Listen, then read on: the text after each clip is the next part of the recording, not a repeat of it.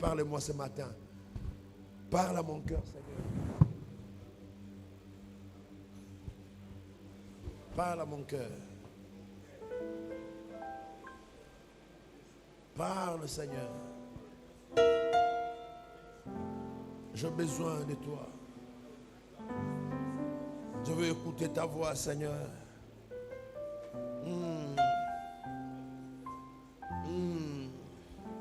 Merci. Merci.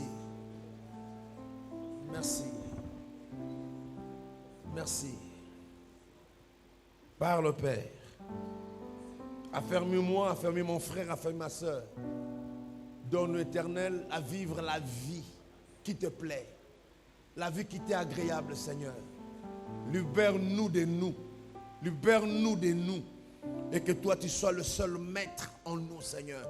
Que nos cœurs soient soumis à toi. Et que tu nous donnes à chacun, mon Dieu, des bonnes dispositions pour vivre ta parole, oh Dieu. Fais que chacun nous soit le sel là où tu l'as placé.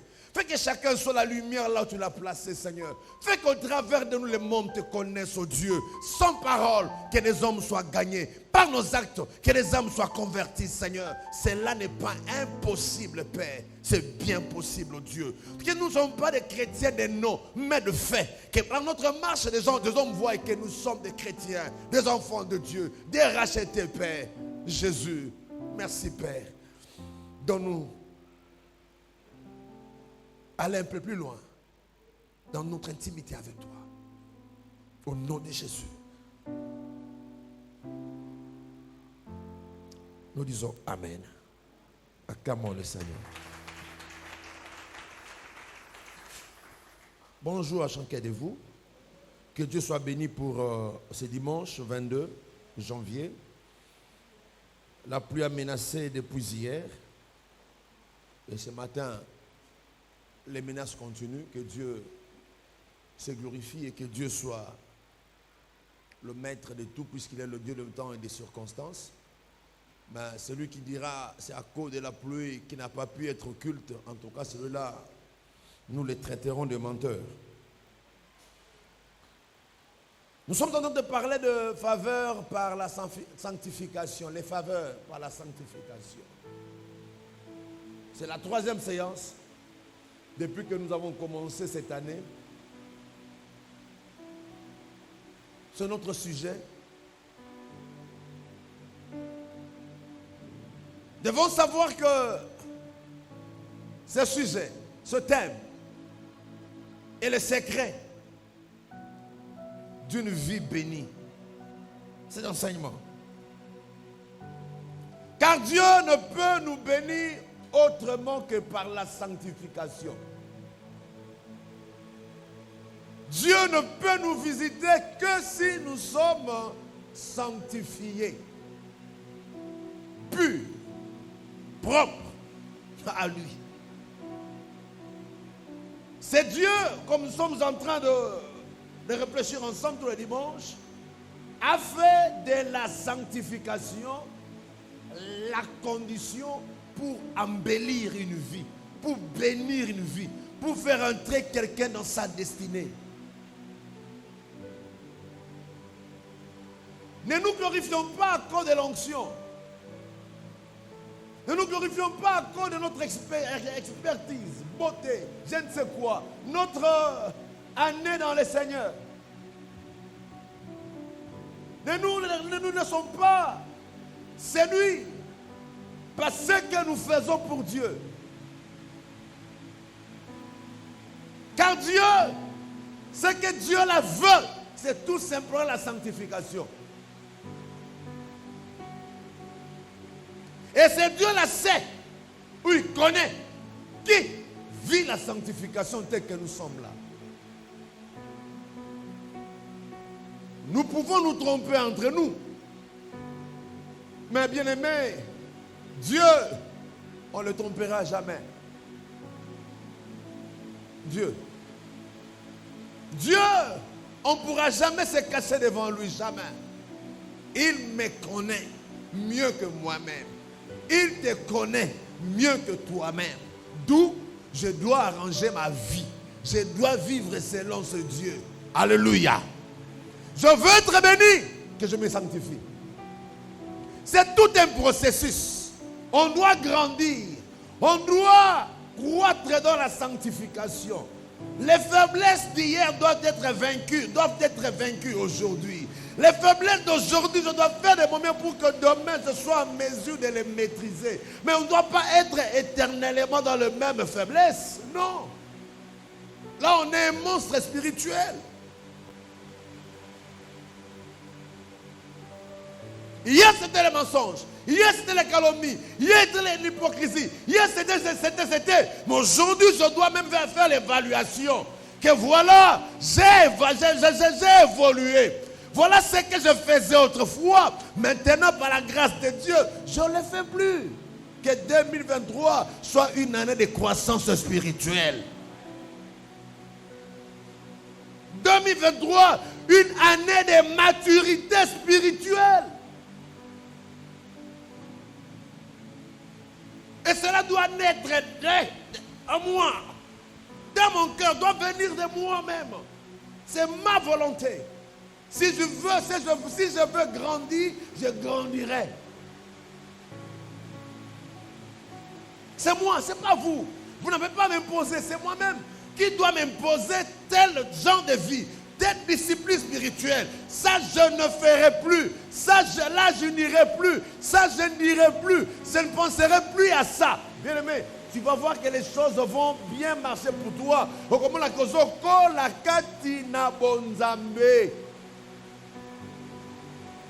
2 Chroniques chapitre 26. Si là où vous êtes dérangé par quelques gouttelettes, déplacez-vous. Il y a encore des places vides là. Mettez-vous là où vous serez à l'aise pour suivre la parole de Dieu. 2 Chroniques chapitre 26, 1 à 7. Et nous lirons 1 Thessaloniciens 4, 1 à 8. 2 Chroniques 26. 2 Chroniques 26, 1 à 7. On peut même aller jusqu'au verset 8. 2 Chroniques 26, 1 à 8. Je commence par là. Tout le peuple de Juda prit Osias, âgé de 16 ans, et l'établit roi à la place de son père Amathia. Osias rebâtit Elot et la fit rentrer sous la puissance de Juda, après que le roi fut couché avec ses pères. Osias avait 16 ans lorsqu'il devint roi. Il régna 52 ans à Jérusalem. Sa mère s'appelait Jécolia de Jérusalem.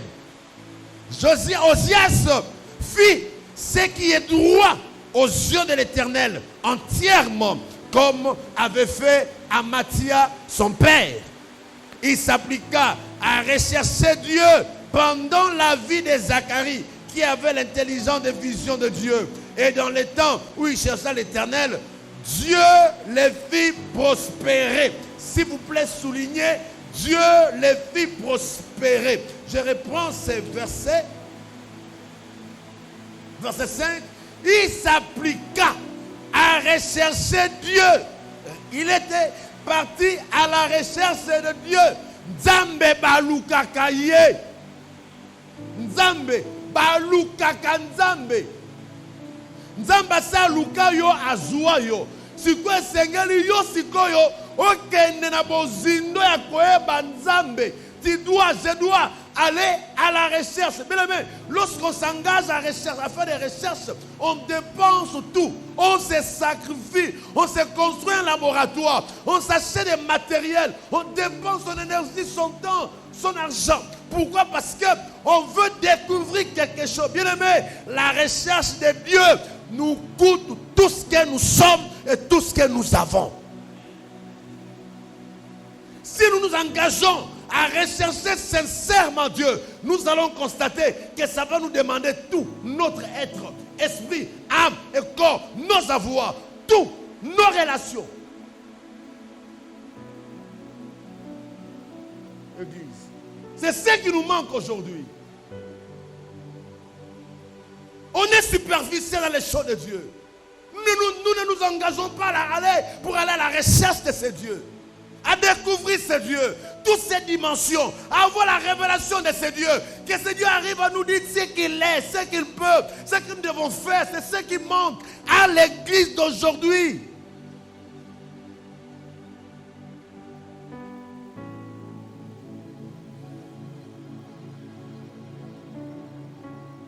Quel témoignage, Osias?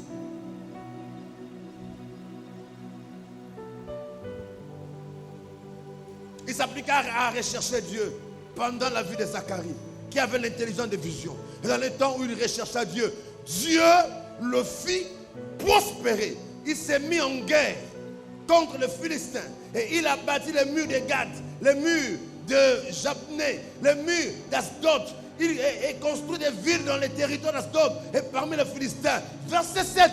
Dieu l'aida contre les Philistins, contre les Arabes qui habitaient à Gur, Bal et contre les Moabites. Les Ammonites faisaient des présents à Osias et sa renommée s'est répandue jusqu'aux frontières de l'Égypte, car Osias devint très puissant. Mais okoki komi bulisa matesa kenzamba pambola yo. La puissance que nous sommes en train de chercher est le produit de la sanctification, d'une vie consacrée à Dieu, d'une vie dédiée à Dieu. Il devient très puissant. 1 Thessaloniciens, chapitre 1er.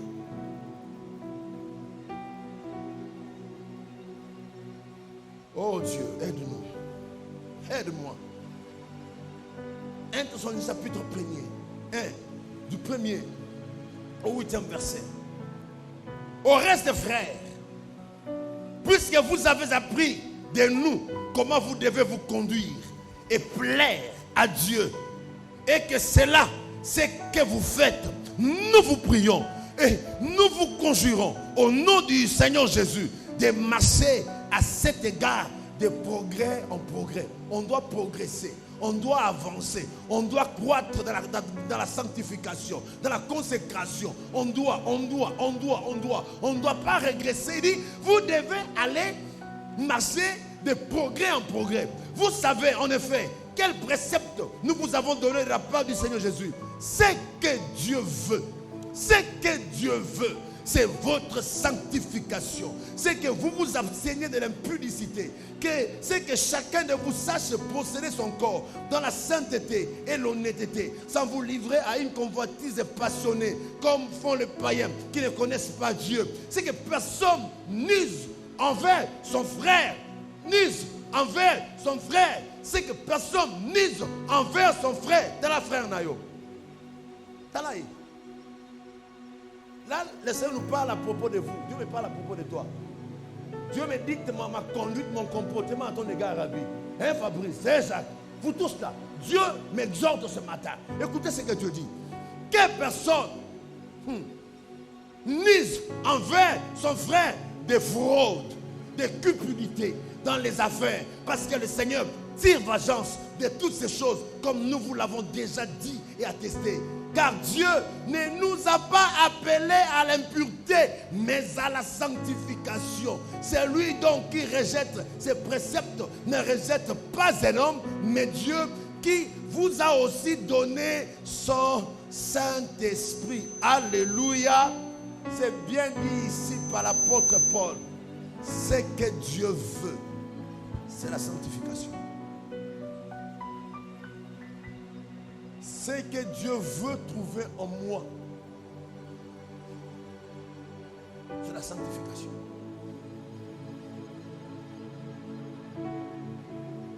Le vœu, c'est le vouloir. Le vouloir, c'est la volonté. Donc la volonté de Dieu pour moi, la volonté de Dieu pour nous, est que nous ayons une vie sanctifiée.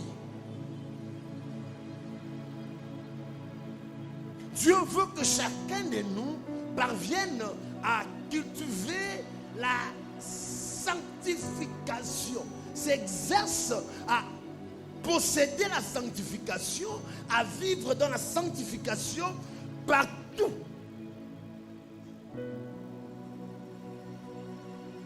qu'il soit seul ou qu'il ne soit pas seul. Dans sa maison, dans sa famille, dans son travail, à l'église.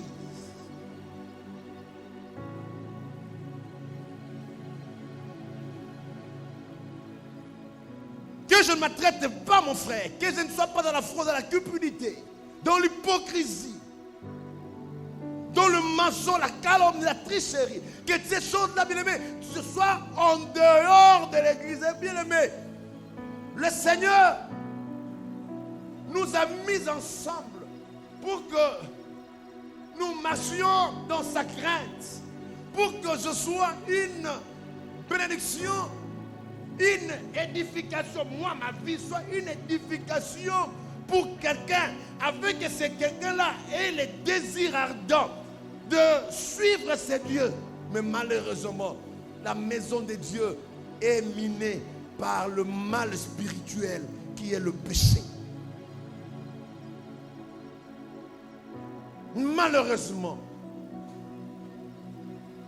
nous qui disons être enfants de Dieu, nous sommes plus que ceux qui ne le sont pas. Nous sommes pires que les païens.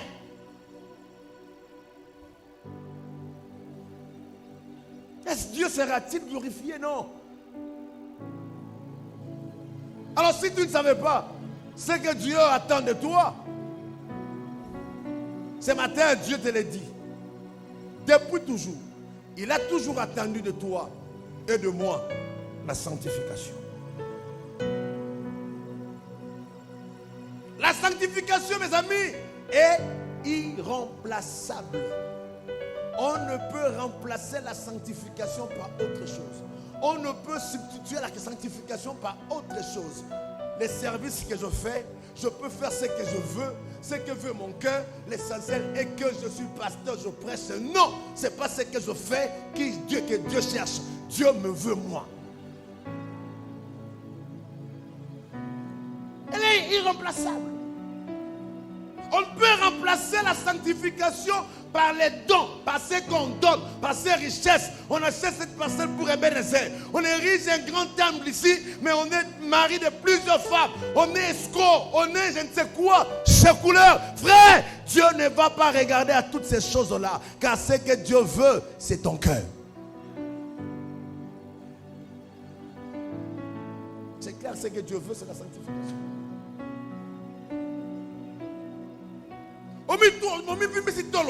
Je fais. Non, ça ne compte pas. Je chante bien, je prêche bien. Je suis le grand intercesseur de l'église. Si je ne suis pas là, personne ne peut jouer au synthé. C'est moi. Frère. L'indispensable, c'est Dieu.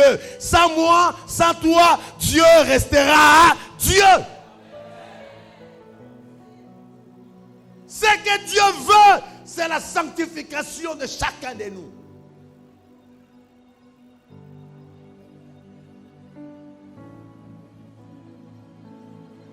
Alléluia. La vie de Josias nous enseigne que Dieu ne collabore qu'avec une vie sanctifiée. Voilà ce que je peux vous dire en ce qui concerne la vie de Josias. Il ne collabore qu'avec la vie de sanctification. Il n'aide, il n'assiste que ceux qui collaborent avec la sanctification. Nous ne deviendrons ce que Dieu a programmé, ce que Dieu a prévu, que si nous nous appliquons à vivre dans la sanctification. Car c'est au travers de cette vie-là que Dieu nous modèle, Dieu nous transforme, Dieu nous donne la bonne forme qu'il a préparée pour nous. C'est au travers de cette vie-là que Dieu vient marcher avec nous, Dieu demeure avec nous et nous fait entrer dans notre destinée. Seulement la sanctification.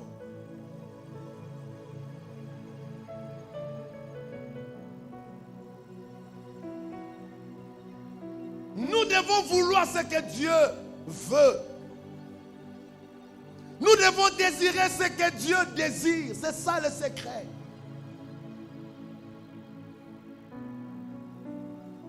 Si nous entrons dans sa volonté et nous nous appliquons à faire sa volonté, c'est Dieu sera de notre côté. C'est Dieu marchera avec nous. C'est Dieu nous distinguera. En 2023. Mais si nous disons, je suis maître de ma vie, je ferai ce que je veux. J'ai ma vie privée. Personne n'a le droit de me dicter ce que je veux faire. Si nous devons des rebelles vis-à-vis de Dieu, ce Dieu-là va nous tourner le dos. Et nous aurons l'impression que les choses marchent, que les choses aillent de mieux en mieux. Non, frère, au contraire, nous serons en train de nous diriger vers le chaos. Et on va se retrouver dans un trou, dans un gouffre. C'est parce que nous avons refusé de vivre la volonté de Dieu. Église, engageons-nous à vivre la volonté de Dieu. Certes, il y a certains privilèges, certains avantages que mondains, bien sûr, que nous aurons à perdre. Mais ce que Dieu aura à nous donner sera mieux que ce que nous aurons perdu, ce que nous aurons renoncé.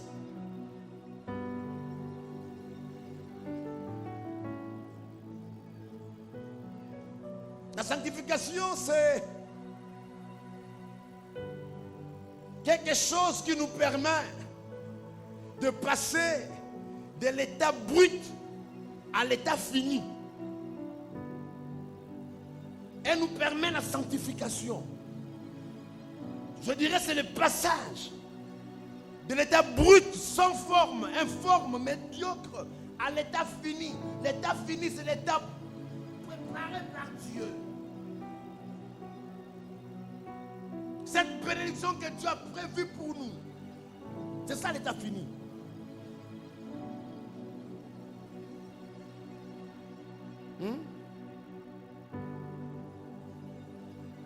C'est en marchant dans la sanctification, en vivant dans la sanctification. Oh bien aimé, c'est pas facile.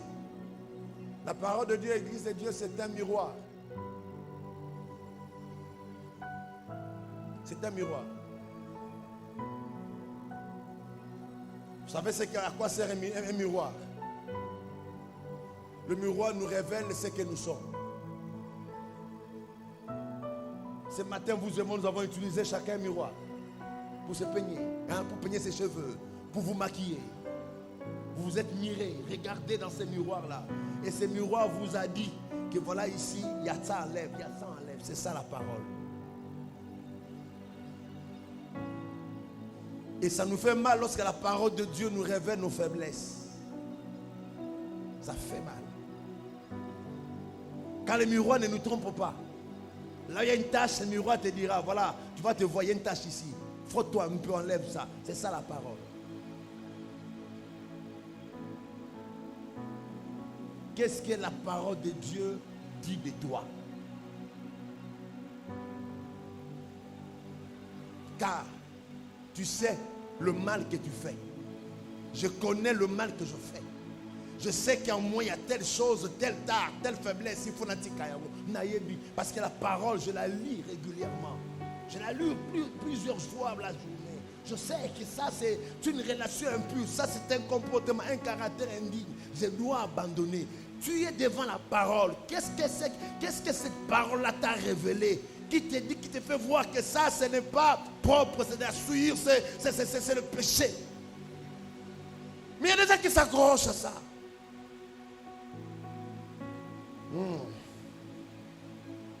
Frère, la sanctification nous rend meilleurs. Mais le péché nous rend vilains. Quelle attitude un enfant doit-il afficher après avoir écouté une parole, une prédication sur la sanctification?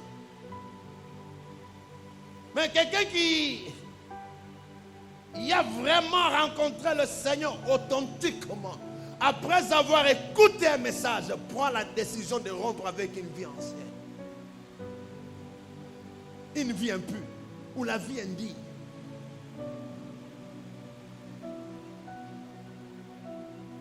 Mais malheureusement, tellement nous sommes habitués avec Dieu, on est habitué avec des choses de Dieu.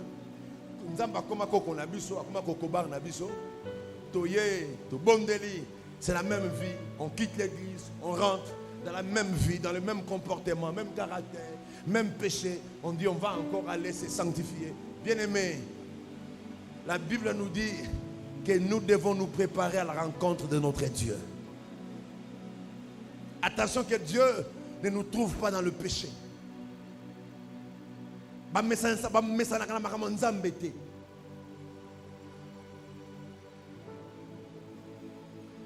ne doit pas venir à l'église pour calmer sa conscience. Non, on doit plutôt venir à l'église avec le désir de changer son comportement, de changer sa vie.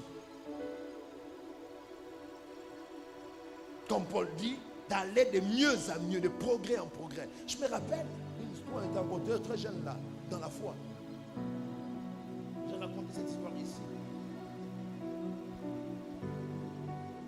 Je n'oublierai pas ce dimanche-là. Le climat était un peu comme celui-ci.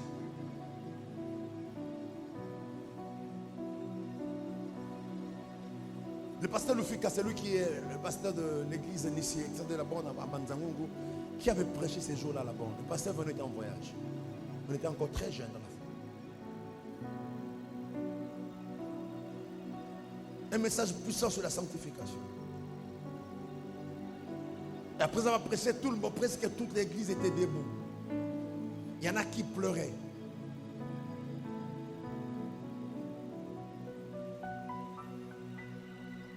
Après les cultes, une soeur qui habitait Mongafoula, j'habitais à l'époque de Bonhomme, sa famille, elle avait une famille à des Bonhommes. Quand elle venait à des Bonhommes, elle venait prier chez nous, là où j'habitais, il y avait une cellule de prière de la bande. Après les cultes, cette soeur-là me verra pour me dire en tout cas, ah, il y a Michaud. Je connaissais cette fille-là. Son fiancé était au Canada. La belle famille faisait des démarches pour qu'elle puisse rejoindre son fiancé au Canada. Mais elle n'avait pas une bonne vie ici à Kinshasa. Dimanche, après le culte, elle nous dit, le message à le Simbinga la motema, j'ai pleuré. On s'est fortifié. Dimanche, lundi, à 16h, sa cousine qui habitait de Bonhomme, mon épouse la connaît, viendra me chercher. Elle aussi était au culte. Il y a Michaud. Je ne cite pas le nom de la fille. A découcha qui n'a pas copain. Celle qui avait pleuré les dimanches après la prédication, le même dimanche, elle avait découché à Bandal.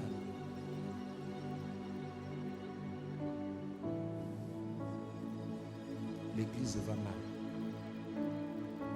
L'église est malade. Quand je dis l'église, vous et moi, nous détruisons l'église du Seigneur. Nous ne voulons pas nous convertir authentiquement. Nous ne voulons pas abandonner l'ancienne vie. Église, retenez ce que je veux dire. Tant que nous ne vivrons pas dans la sanctification, il n'y aura pas d'alliance avec Dieu. Car la sanctification est la base de l'alliance avec Dieu. Et le socle et le fondement. Dieu ne fait pas alliance avec n'importe qui. J'entends des gens dire alliance Ezamakasi. Alliance Ezamakasi. Ndeko. Dire et vivre, ce sont des choses différentes. Je peux dire ce que je ne vis pas. Non, frère, ne nous séduisons pas. L'alliance avec Dieu, ce n'est pas le fait de danser, de chanter, de prêcher. Non, ça non, non, ce n'est pas ça. Ne pensez pas parce que nous crions à l'intercession, nous chantons, je ne sais quoi, je prêche bien, je modère bien, que je suis en alliance avec Dieu. Non. Dieu, pour faire alliance avec toi, il veut d'abord voir, est-ce qu'il vit la sanctification? Il est dans la sanctification. Détrompons-nous. Ngongo tozawa, soki nzambe penda nzamboyo. Alobi ye moko aloba abimeli biso awa atanga batu boni bazana alliance na ye répondre na motema na yo na répondre so na laponi batu ba. Que Dieu apparaisse, que Dieu parle. Dans la nzambo to benga ka nzambe na ngi révélation na ye ndeko keba nzambe révèle toi nzambe mi molisa keba ndeko tango zo so oba ne bi molisa e ko mi molisa pa yo kisho soni. Na ebiote nzambo sanga pour me ngena mi mosa na ebiote o pagani na ya ka pour la pi o changer ni ko sambela nzambo.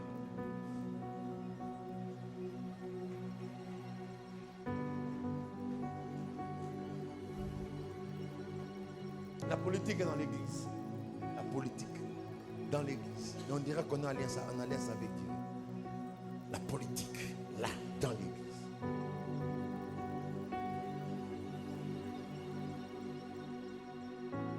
Les méthodes du monde sont dans l'église. Nous, serviteurs, nous appliquons.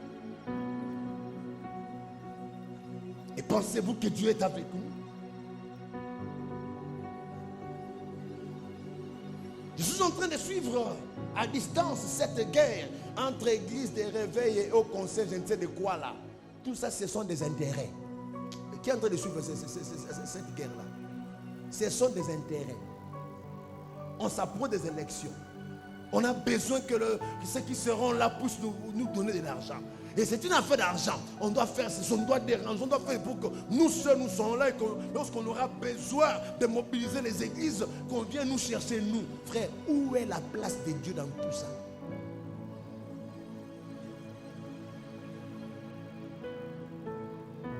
Frère, si on a payé un maire, c'est facile. Non, quand tu as un mouvement, mon gars, tout le monde politique, moi. Nous sommes disposés. Je vais mobiliser l'église. Je vais. Allez vous enrôler dans une photo. Dans une photo à Chichi. Fachi. Allez vous enrôler. Ah, sacré. Union sacrée. Et si moi, le Chichi est quoi? Frère, l'église de Dieu ne doit pas être dans ces choses-là. L'église doit être la lumière. L'église doit montrer la voie à suivre. L'église doit être au-dessus de toutes ces choses-là pour parvenir à condamner le mal. Mais lorsque nous entrons dans le mal, nous ne serons pas fort capables de condamner le mal qui sévit là-bas.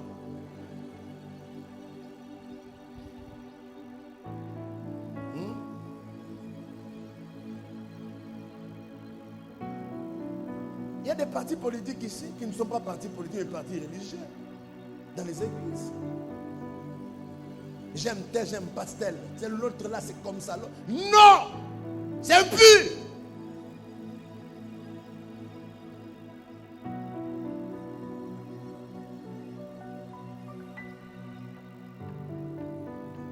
Église.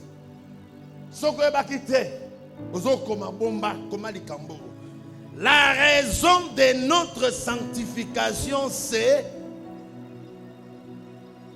avoir Dieu et que Dieu nous aide. C'est nous offrir à Dieu et que Dieu s'offre à nous.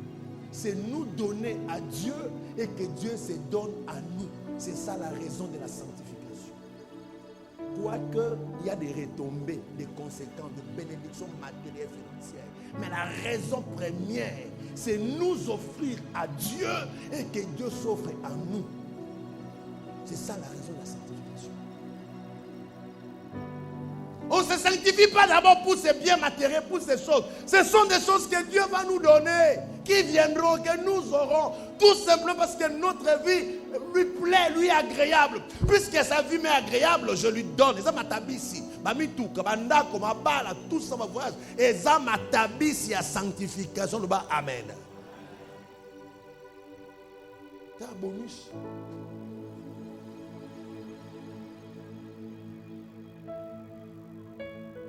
Un frère, il y a très longtemps, me dira, il était parti en Afrique du Sud en mission. Alors qu'il priait avec des amis quelque part, un fou, le fou s'est mis à crier. Est-ce que Dieu est là? Pendant qu'ils adoraient Dieu, le fou criait en anglais dehors. Est-ce que Dieu est là?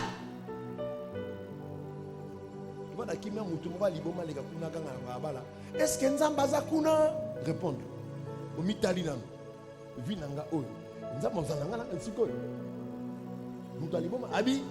Ils étaient tous troublés.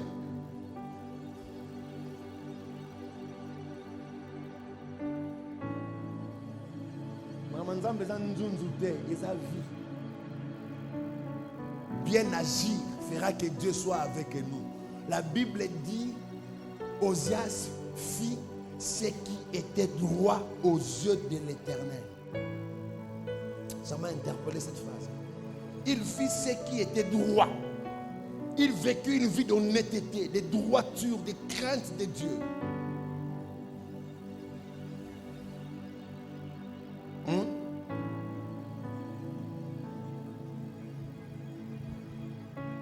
C'est en vivant ainsi que nous allons créer l'union avec Dieu.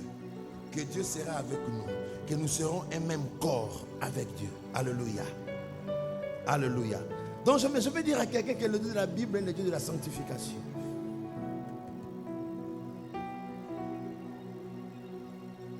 J'étais en train de méditer sur la perte d'Aaron et de ses enfants.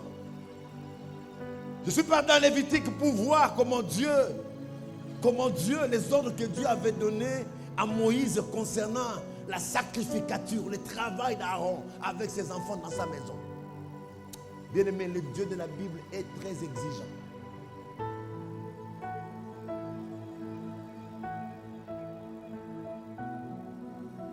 Ne pensez jamais, ne pensons jamais que c'est le nombre qui influence Dieu. C'est Dieu qui cherche la qualité.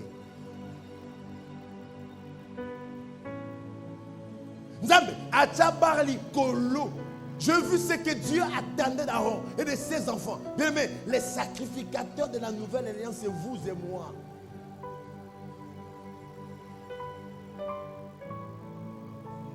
Nous devons bannir, mettre fin à tout ce qui ne plaît pas à ces dieux. Lisez avec moi Lévitique chapitre 8. Verset 1er, verset 3 et le verset 12. Lévitique 8. Lévitique 8. Du 1er au 3e verset.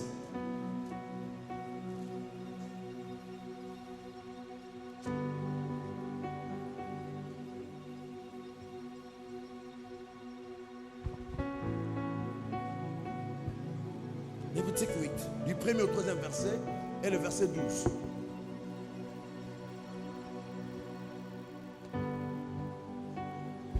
L'Éternel parla à Moïse et dit, prends Aaron et ses fils avec lui, les vêtements, l'huile d'onction, les taureaux expiatoires, les 2 béliers et la corbeille de pain sans levain, et convoque toute l'assemblée à l'entrée de la tente d'assignation, allant au verset 12. Il répandit de l'huile d'onction sur la tête d'Aaron, éloigné afin de la sanctifier. Alléluia. 13. Moïse fit aussi approcher les filles d'Aaron, les revêt des tuniques, les ceignit de ceintures et les rattacha des bonnets, comme l'Éternel l'avait ordonné. Alléluia. Dieu attendait de ces gens la sanctification. C'est le péché qui fait que Dieu ne se révèle pas à plusieurs. Je n'ai jamais soutenu cette théorie que certaines personnes défendent, que chaque fois qu'il y a culte, il faut réserver une partie juste à l'introduction là pour demander à l'assemblée de se sanctifier. Dans les modérateurs, on nous dit, levez-vous un peu, que chacun nous demande pardon à Dieu pour les péchés qu'il a commis pendant la semaine. Non. La sanctification, Père, frères et sœurs, c'est quelque chose qui doit nous accompagner. On a encore des faiblesses, on a encore des tâches. Je ne parle pas de péché volontaire. On peut pécher par la vue. On peut. Mais dès qu'on constate que ma communion avec Dieu, moi sacrificateur, ma communion avec Dieu est entachée d'irrégularité. J'ai détruit quelque chose. Retire-toi, Seigneur, pardonne-moi. Dieu ne refuse jamais le pardon à celui qui le demande. Et quand tu demandes pardon, il faudrait qu'il y ait rupture entre cette vie-là et la vie présente. Tu ne peux pas qu'on doit demander pardon pour le même péché. Hier, on a prêché, on doit abandonner le péché, on fait un appel au télémi. Aujourd'hui, on a prêché, on appelle au télémi. Et ça ne va pas dans ta vie. Le même péché, tu vas l'abandonner combien de fois?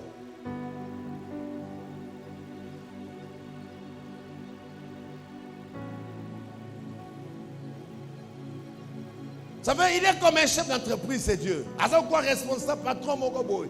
Il se décide que je veux engager des gens pour que activité, rendement, l'entreprise engage en magasin. C'est Dieu, c'est comme ça que moi je le vois. Je le considère. Il recrute des gens. Tel.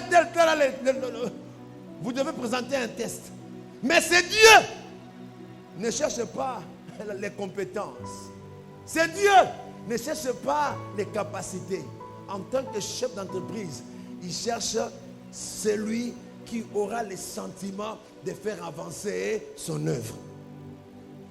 Ne viens pas dans la maison de Dieu avec tes connaissances, tes capacités. Viens plutôt dans la maison de Dieu avec la pensée de faire avancer son œuvre. Que son œuvre prospère entre tes mains. Et l'œuvre de prospère entre les mains de ceux qui vivent dans la sanctification. Je sais chanter. Je sais danser. Je sais. Ça ne compte pas. Je sais que ça ne compte pas.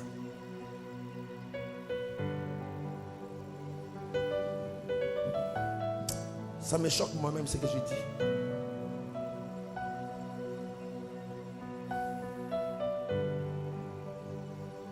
Dieu me demande tout.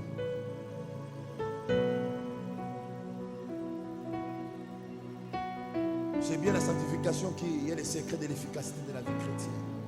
La sanctification.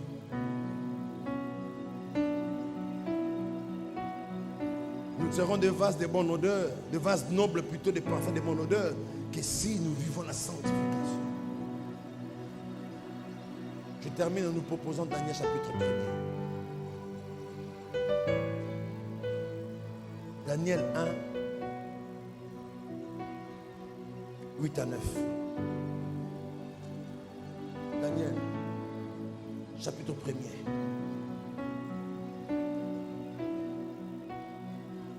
À 9.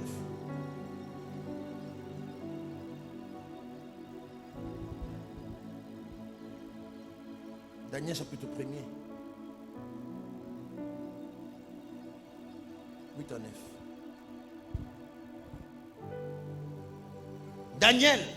On peut commencer au verset 1 pour qu'on puisse bien comprendre la pensée. Commençons au premier verset jusqu'au verset 8. La troisième année du règne de Joachim, roi de Juda, Nebuchadnezzar, roi de Babylone, marcha contre Jérusalem et la siégea. Le Seigneur livra entre ses mains Joachim, roi de Juda, et une partie des ustensiles de la maison de Dieu. Nebuchadnezzar emporta les ustensiles au pays de Shinéar, dans la maison de son Dieu. Il les mit dans la maison du trésor de son Dieu. Le roi donna l'ordre à Ashpenaz, chef de ses eunuques, d'amener quelques-uns des enfants d'Israël, des races royales et de la famille noble. Des jeunes garçons, sans défaut corporel, beaux de figure, doués de sagesse, d'intelligence et d'instruction, capables de servir dans le palais du roi, et à qui l'on enseignerait les lettres et la langue de Chaldéens.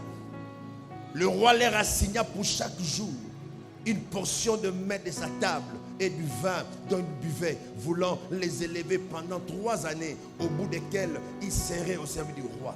Il y avait parmi eux, d'entre les enfants de Juda, Daniel, Anania, Michaël et Azaria. Le chef des eunuques leur donna des noms à Daniel plutôt celui de Betsatsar, à Anania celui de Shadrach, à Michaël celui de Meshach, à Azaria celui d'Abednego.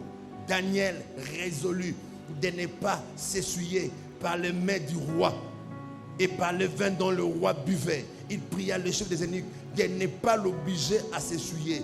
Dieu fit trouver à Daniel faveur et grâce devant le chef des eunuques. Alléluia. Le roi dit, c'est lui-même qui arrête, qui décide. Voilà ce que ces jeunes vont commencer à manger. Ils mangeront ce que moi je mange. À ce que les viandes que le roi mangeait étaient des viandes sacrifiées aux idoles, des viandes travaillées, des viandes envoûtées.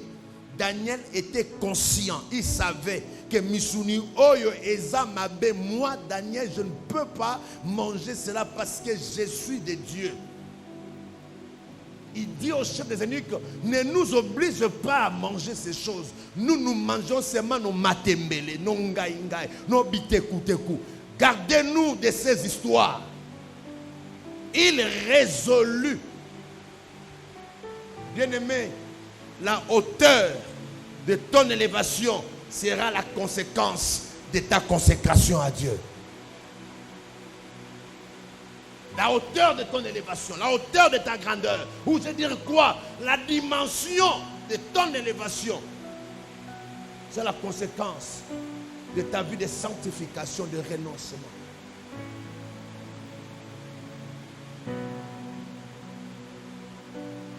On doit décider. Il résolut, il refusa. Et comme conséquent, nous lisons que Dieu les fit prospérer, lui accorda des faveurs.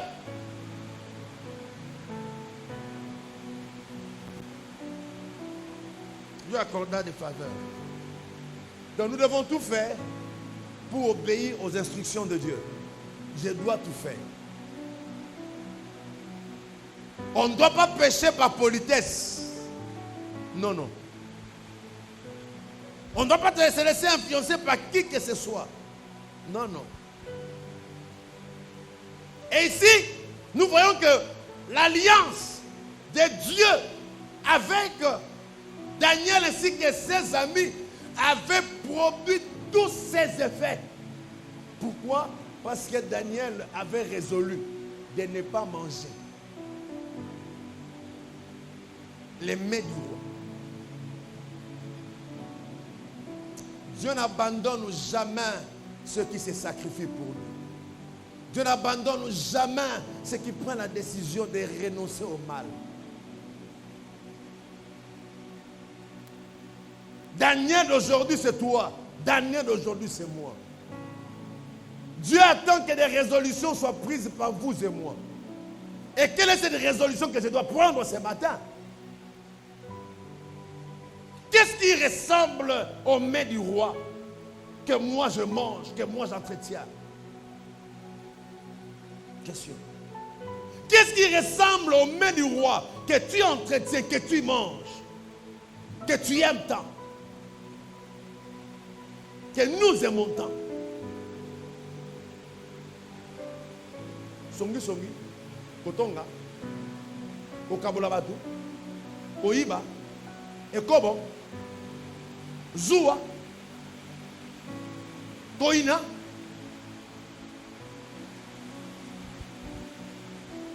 Non, mes amis. Ce matin, nous devons être interpellés par le choix de Daniel. Le choix m'a beaucoup interpellé. Misuni Yangoyo, Yaofele. Non, nous ne mangerons pas ça.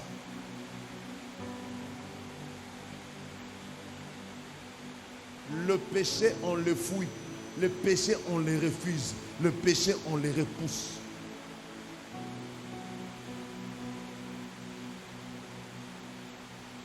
Le péché a une apparence belle.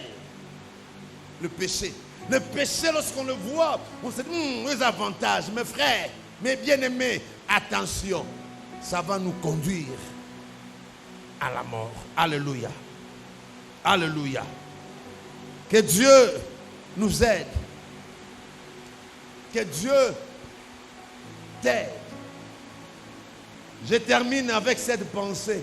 C'est la dernière pensée que j'avais écrite ici. La sanctification consiste à faire passer la volonté de Dieu avant la mienne, avant ma volonté. La sanctification consiste à faire passer la volonté de Dieu avant ma volonté. D'abord, Dieu. Ce que Dieu veut, c'est ce que je ferai.